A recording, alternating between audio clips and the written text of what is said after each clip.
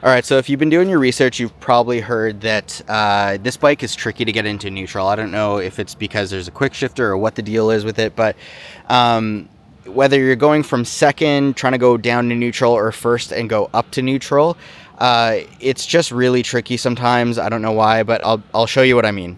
So here's what I mean about neutral. It's very tricky shifting into it. You can see there I'm in first gear. See how many tries it takes here. 1, 2, 3, 4. Oh my god. Come on. Oh my god, what was that? 5 times? So I don't know if there's a fix to that or not, but it is something that is a little frustrating. It's definitely something to kind of keep in mind, you know, if you're thinking about buying this bike. I mean, it's not the end of the world, right? You don't have to shift into neutral too often, but it is something to keep in mind.